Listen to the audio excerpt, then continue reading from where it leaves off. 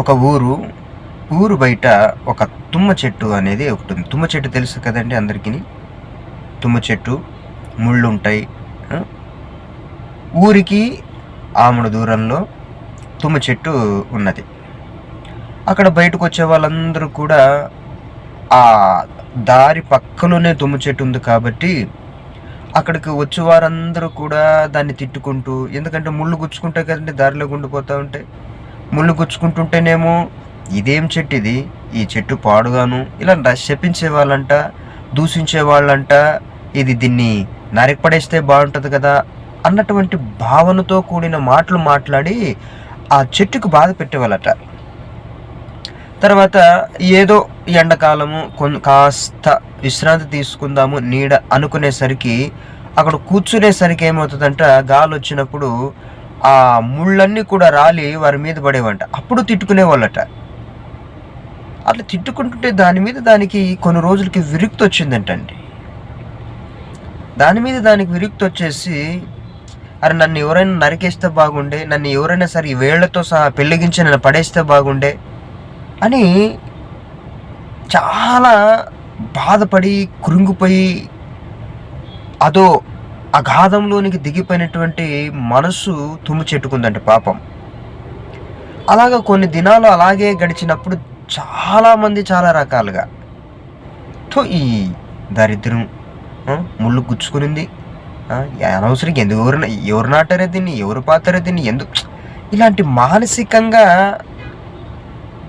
వీళ్ళు మాట్లాడుతుంటే ఆ తుమ్ము చెట్టుకి మానసికంగా ఒత్తిడికి గురైపోయింది.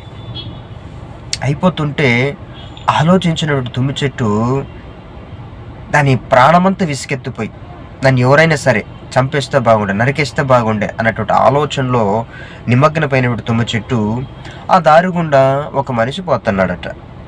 ఒక మనిషి పోతుంటే ఆ మనిషి పలు రకాలుగా మాట్లాడుతూ ఉంటే తనకి బాధ కలిగిదట. అరే తుమ్మ చెట్టు ఇంతకీ ఇలా మాట్లాడుతున్నారు వీళ్ళు, తప్పు వాళ్ళది కదా, మరి తుమ్మ చెట్టు దగ్గర వాళ్ళు రావడం ఏంది, తుమ్మ చెట్టు దగ్గర వాళ్ళు కూర్చోవడం ఏంది, వాళ్ళు తెలిసే కదా ఇది అని, లేదా తెలిసేని ఇక్కడ ముళ్ళు గుచ్చుకుంటాయని, గాయం చేస్తుందని, మరి ఎందుకు వాళ్ళు తప్పదు పెట్టుకుని తుమ్మ చెట్టుని ఎందుకు అంటున్నారు అనుకొని ఈ మనిషి ఆలోచన చేశాడట. ఆలోచన చేసి అక్కడే పోతా ఉంటే తుమ్మ చెట్టు పిలిచి, ఇదిగో ఏమండి, నన్ను మీరు నరికి పడేసి వేళ్లతో సహా పెళ్ళగించి నన్ను తీసేయండి ఇక్కడి నుంచి. ఎన్నో రోజులుగా నన్ను చూస్తూ ఉన్నా, అందరూ నన్ను దూషిస్తూ ఉన్నారు, అందరూ నా మనసును గాయం చేస్తున్నారు, అందరూ నన్ను తిట్టుకుంటున్నారు. ఆ బాధ భరించలేనండి, నేను చనిపోవాలని తీర్మానించుకున్నానండి, నన్ను చంపేయండి, ఇక్కడి నుంచి తీసేయండి అని తుమ్మ చెట్టు ఆ మనిషితో చెప్పి తన బాధను బాధపడుతుందట. ఆయన అన్నాడట, ఇదిగో తుమ్మ చెట్టు, నువ్వు సరైనటువంటి నిర్ణయం తీసుకున్నావా అంటే, నేను సరైనటువంటి నిర్ణయమే నేను తీసుకున్నా.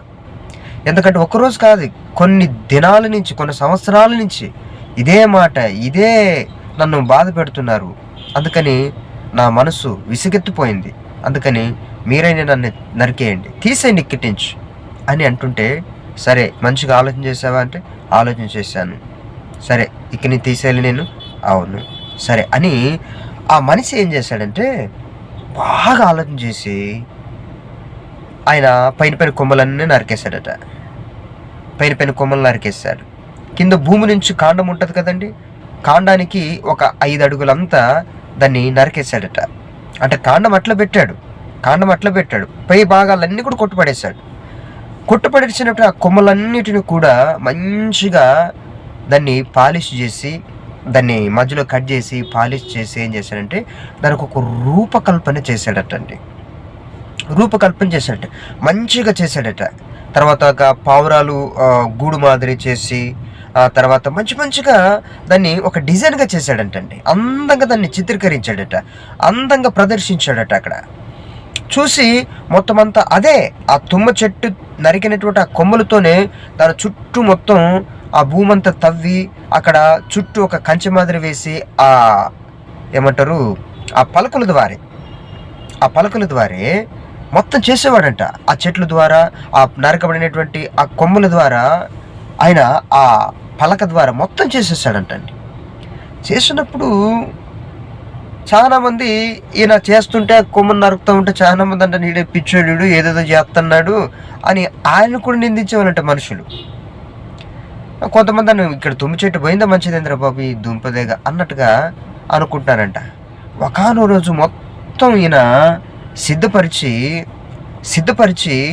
మొత్తం దాన్ని అలంకారకృతంగా చేసి చిన్న ఒక లైట్లు కొని పెట్టాడంటండి. చాలామంది చూస్తున్నారంట. ఆ పని పూర్తయిపోయింది, ఆయన చేసే పని పూర్తయిపోయింది. ఏమండి, ఎంత అందంగా మలిచాడు, తన రూపురేఖలు ఎంత అందంగా మలిచాడు, ఎంత అందంగా దాన్ని చిత్రీకరించాడునండి. చూస్తే అందరూ అబ్బురు పడిపోయారట, ఆశ్చర్యం గురి చేశారు. ఆ తుమ్మ చెట్టు అందంట, ఇదిగో నేను నరకేమన్నాను కదండి బాబు, మీరేందండి ఏందేదో చేస్తున్నారంటే, ఇదిగో నీకు సంబంధం లేదు, నువ్వేమన్నావు, చంపేమన్నావు, నా పని నేను చేస్తున్నా అని అన్నాడట. చేసిన తర్వాత ఊరికి 6 కిలోమీటర్ దూరమే కదండి. వచ్చిన వాళ్ళందరూ దాన్ని చూసి ఎంత సంతోషించారంటండి. ఇంత అందంగా ఉందా అని ఫోటోలు దిగేవాళ్ళు, అక్కడే కాలక్షేపం చేసేవాళ్ళు. ఏమండి, ఇట్లా బస్సులో గుండా పోయే వాళ్ళందరూ కూడా దాన్ని చూసి ఇంతైనట్టంటే ఎంత అందంగా కనపడుతుంది, ఎంత వింతగా కనపడుతుంది అనేసి చాలామంది ఆశ్చర్యపడిపోయారట. ఉదయకాలంలో అక్కడే వచ్చేవాళ్ళు, సాయంత్రము రాగానే అక్కడ వచ్చి కాలక్షేపం చేసేవారంట. అది ఎలా మారిపోయిందంటే అండి, పరాయి వాళ్ళు వచ్చి సందర్శించే ఒక పట్టణాన్ని ఎలా సందర్శిస్తారో అలాగ ప్రతి ఒక్కళ్ళు వచ్చి సందర్శిస్తున్నారంటండి. ప్రియమైన దేవుని బిడ్డలారా, ఒక విచిత్రమైన సంగతిని గమనించాలి. అంటే చాలామంది మనల్ని దూషిస్తారు కదండి, చాలామంది మనల్ని తిడుతూ ఉంటారు కదా, చాలామంది మనలను హేళగా ఎగతాలుగా చేస్తారు కదండి.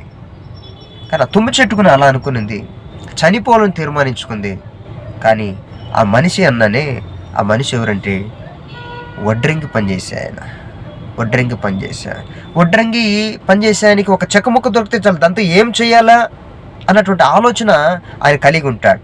అలాంటిది అంత పెద్ద చెట్టు నన్ను చంపేయి అన్నప్పుడు, నన్ను నరికేసాయి అన్నప్పుడు ఈయన దాన్ని మలిచాడండి. అలాగే మన దైనందిన జీవితంలో మనుషుల చేత మనము తిట్టబడ్డాం, కొట్టబడ్డాం, నిందించబడ్డాం, గేలి చేయబడ్డాం, దూషించబడ్డాం, మన జీవితం చాలు అనుకున్నాం. కానీ చనిపోకముందు నిర్ణయించుకోవాలి, నా జీవితాన్ని ఇంకొకరికి ఇస్తే, వడ్రంగి పని చేసే నా దేవునికి నేను ఇస్తే, నా ప్రాణాత్మ దేహములు ఆయనకు సమర్పించుకుంటే ఆయన నన్ను రూపకల్పన చేస్తాడు, ఒక మంచిగా నన్ను చెక్కుతాడు కదా, అనేక మందికి ఆశీర్వాదకరంగా మారుస్తాడు కదా. ఏ నోళ్ళైతే నన్ను దూషించినాయి, ఏ నోళ్ళతో నన్ను తిట్టినాయి, ఏ నోళ్ళైతే నన్ను హేళనకరంగా చేసినాయి, అదే నోళ్ళు నన్ను పోడేటట్లు చేస్తాడు కదా అన్నటువంటి తీర్మానం కలిగి ఉండాలంటే. ఆ చెట్టు ఏం చేసిందండి గమనించండి, చెట్టు ఏం చేసిందని చంపే అన్నది ఆ మనిషితో. కానీ ఆ మనిషి ఏం చేశాడు, దాన్ని తిడుతుంటే ఈయన కూడా బాధేసి మంచిగా దాన్ని రూపురేఖలు మార్చేశాడండి. అనేక మంది దూషించిన నోళ్లే, తిట్టినటువంటి నోళ్లే శభాష్ ఎంత అందంగా ఉంది అన్నటువంటి స్థితికి మార్చేశాడండి. అలాగా మన జీవితాన్ని దేవునికి సమర్పించుకుంటే మన జీవితం కూడా అలాగే మార్చబడిద్దండి. అలాగే ఉన్నతమైనటువంటి స్థితిలోనికి దేవుడు మనల్ని మారుస్తాడు. అందుకని మనం కృషించి ఎవరో ఏదో అన్నారని కాదండి, మన జీవితం మనం దేవునికి సమర్పించాలి. మన జీవితం దేవునికి మనం సమర్పించినప్పుడే మన జీవితానికి విలువ. ఎందుకంటే మన దేవుడు వడ్రంగి పని అలా చెక్కని. తుమ్మ చెట్టు అంటే మామూలు కాదండి. బైబిల్ గ్రంథంలో మందస్సం ఉంది కదండి, అది తుమ్మ కర్రలతోనే చేశారు. తుమ్మ కర్ర అది చాలా గట్టిది, అది తొందరగా పాడు కదండి కర్ర. అలాంటి శ్రేష్టమైనది తుమ్మ కర్ర, అది విలువైంది తుమ్మ కర్ర. అలాగే మన జీవితం కూడా మన తుమ్మ చెట్టులాగా ఉంటాం. కొందరికి గాయపరచవచ్చు, ఎందుకంటే మనం అలాగే పుట్టాం కాబట్టి. కానీ మన జీవితం కురింగిపోకుండా దేవునికి సమర్పించుకుంటే దేవుడు మనల్ని అనేక మందికి ఒక ఆదర్శంగా ఉంచుతాడు. ఇంకా చెప్పాలి అంటే అనేక మందికి ఒక మాదిరిగా ఉంచుతాడండి. మన జీవితం అలా దేవునికి సమర్పించుకుంటే దేవునికి ఇష్టం వచ్చినట్టు ఆయన చెక్కుతాడండి, రూపకల్పన చేస్తాడు. అనేక మందికి మనలను ఒక గొప్పగా ఘనమైన వారుగా దేవుడు చేస్తాడు. దేవుడి మాటలు దీవించును గాక. ఆమేన్.